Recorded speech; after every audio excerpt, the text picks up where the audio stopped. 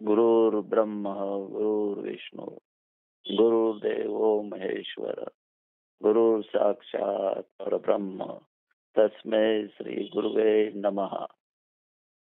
सर्व गुरुजनों को प्रणाम करते हुए हम अपने आज के पॉडकास्ट की शुरुआत करते हैं। नमस्कार, फिर से एक बार स्वागत है आपका शक्ति लाइव फाउंडेशन के भगवान कल्कि और यीशु क्रिस्त के पुनरागमन के इस भाग में। इस भाग में हम जानेंगे भगवान कल्कि के गुरुजनों के बारे में और उनकी काम करने की पद्धतियों के बारे में भी जानेंगे। नमस्ते चंद्रनील देसाई सर। नमस्ते।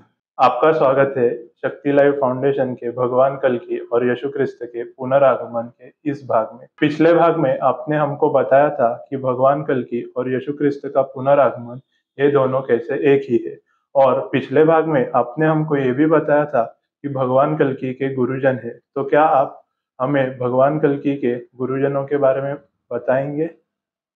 हाँ, जरूर बताऊंगा। प्रथम मैं सभी गुरुजनों को प्रणाम करके अपने अनुभव साझा करता हूँ। लगभग 2000 से 2002 के बीच महाशिवरात्रि की रात को 12 बजे के बाद योगी निवृत्तिनाथ, संत ज्ञानदेव, संत सोपानदेव और संत मुक्ताबाई भगवान कल्कि से मिले।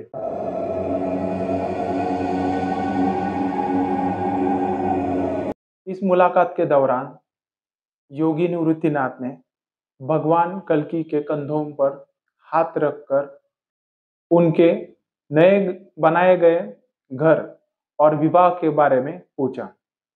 इसके बाद वह सब विभूति वहां से योग मार्ग से उनके नए बनाए घर के स्थान पर चले गए।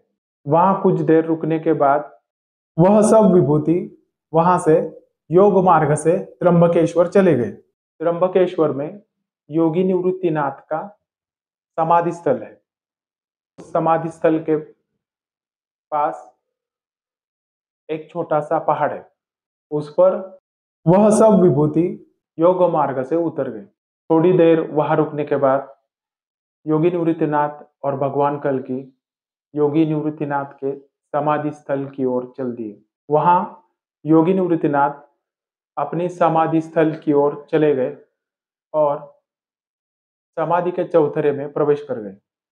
भगवान कल्कि वहां बैठे हुए वारकरी संप्रदाय के लोगों के साथ ताल लेकर भजन करने लगे। सुबह 6 बजे भगवान कल्कि जाने के लिए निकले। उस समय योगी निवृत्तिनाथ अपने समाधि से बाहर आए और भगवान कल्कि से पूछा कि क्या तुम जा रहे हो? भगवान कल्कि ने कहा कि हाँ।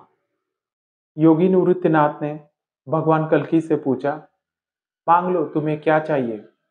भगवान कल्कि ने कहा कि मुझे कुछ नहीं चाहिए। इसके बाद योगी निवृत्तिनाथ ने कहा, मैं तुम्हें पृथ्वी का राज्य देता हूँ। और थोड़ी देर रुकने के बाद वे फिर से अपनी समाधि के चौथरे में प्रवेश कर गए और भगवान कल्कि योगी निवृत्तिनाथ के समाधि स्थल से चले गए। इस प्रकार योगी निवृत्तिनाथ भगवान कल्कि के प्रथम गुरु है। –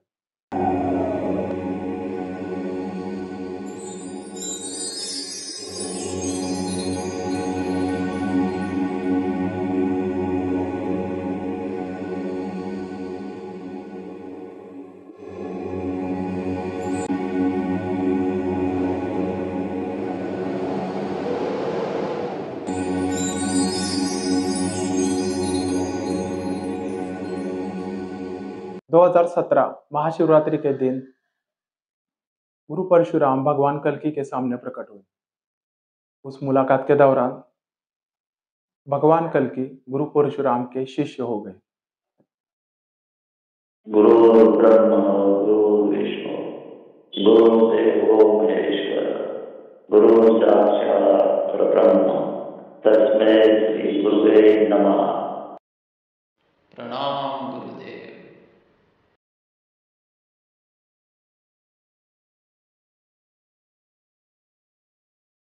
भगवान कल्कि के पिता परमेश्वर उन्होंने भगवान कल्कि से कहा, प्रकृति का ज्ञान प्राप्त करो। इसलिए भगवान कल्कि हिमालय में संभाला या ज्ञानगंज गए। जब भगवान कल्कि संभाला या ज्ञानगंज में प्रकट हुए तो उन्हें वहां एक कैप्सूल दिखाई दिया। वह कैप्सूल काल और काल चक्र के प्रभाव से परे था।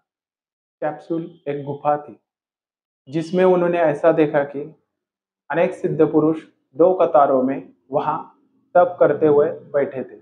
उन बैठे हुए सिद्ध पुरुषों की ऊंचाई भगवान कल्कि की ऊंचाई के समान थी। वे सिद्ध पुरुष उस स्थान पर हजारों वर्षों से तपस्या कर रहे थे। उस गुफा में 2 कतारों के बीच में से एक मार्ग जा रहा था और उस पूरी गुफा में धुंधला धुंधला माहौल था। उस मार्ग के अंतिम भाग में एक मंद प्रकाश था और उस मंद प्रकाश से आवाज आई, कौन? उस पर भगवान कल्कि ने कहा, नारायण। यह सुनने के बाद वहां बैठे हुए सिद्ध पुरुषों में हलचल हुई।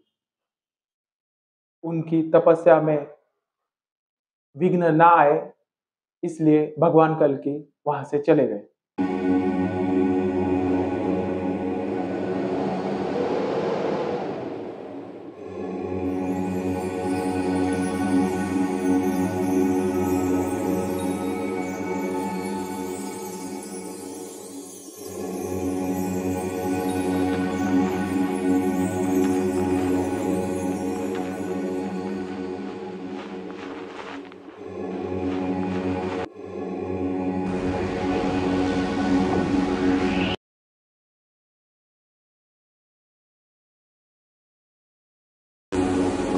ओम नारायण।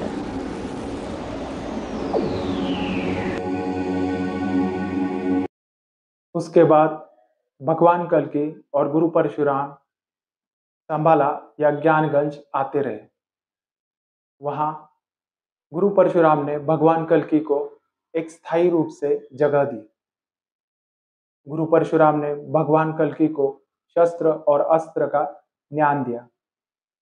गुरु परशुराम ने भगवान कल्कि की भेंट भगवान शिव से कर दी।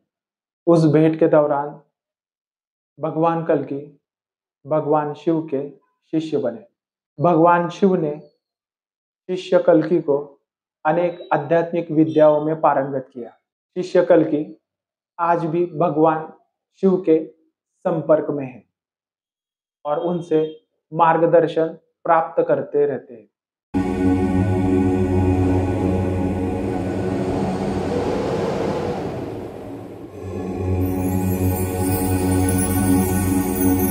इसके बाद गुरु परशुराम भगवान कल्कि को अगस्त्य मुनि के पास ले गए। उस मुलाकात के दौरान अगस्त्य मुनि ने भगवान कल्कि से पूछा, आपकी मुझसे क्या अपेक्षा है? इस पर भगवान कल्कि ने कहा, आपके पास का सारा आध्यात्मिक ज्ञान मुझे प्राप्त हो, यही मेरी इच्छा है। अगस्त्य मुनि और गुरु परशुराम इस उत्तर से प्रसन्न हुए। अगस्त्य मुनि ने प्रसन्न होकर अपने पास का प्राप्त आध्यात्मिक ज्ञान भगवान कल्कि को प्रदान किया।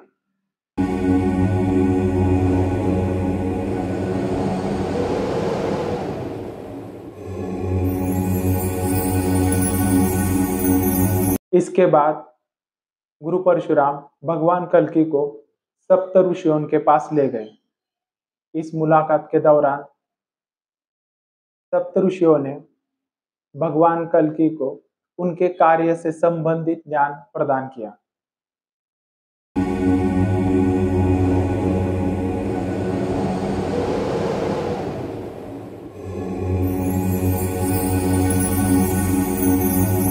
2021 में भगवान कल्कि की गुरु युक्तेश्वर गिरि जी से भेंट हुई। उस भेंट के दौरान भगवान कल्कि गुरु युक्तेश्वर गिरि जी के शिष्य बन गए।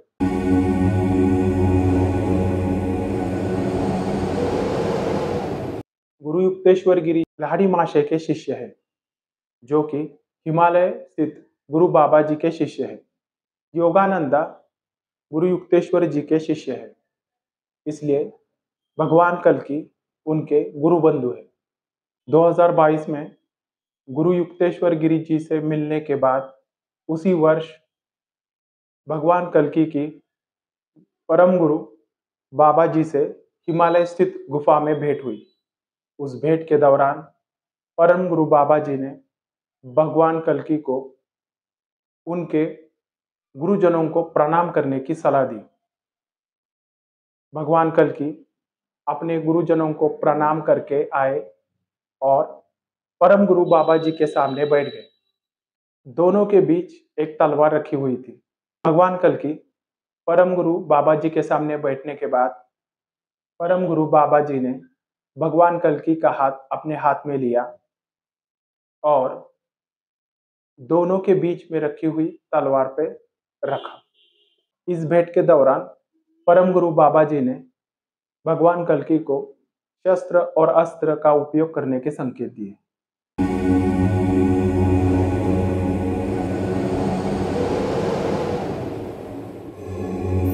आपने हमें भगवान कल्कि के गुरुजनों के बारे में बहुत ही अच्छी जानकारी दी है। यह जानकारी ना कहीं पढ़ी है और ना कहीं सुनी है। इस जानकारी के लिए बहुत धन्यवाद। पिछले भाग में आपने हमें बताया था कि भगवान कल्कि का निरंतर काम चालू है और आपने उस काम को नजदीक से देखा है। तो क्या आप उस काम के बारे में हमें बता सकते हैं? हाँ, जरूर बता सकता हूँ। ऐसे बहुत से काम हैं जो आपको भी पता है, उसमें से कुछ काम मैं आपको बता सकता हूँ। जरूर। परमेश्वर का आदेश था भेड़ और बकरी की बलि देकर मानवों को पापों से माफी मिलेगी और 2018 तक पूरे विश्व में उसकी मान्यता थी।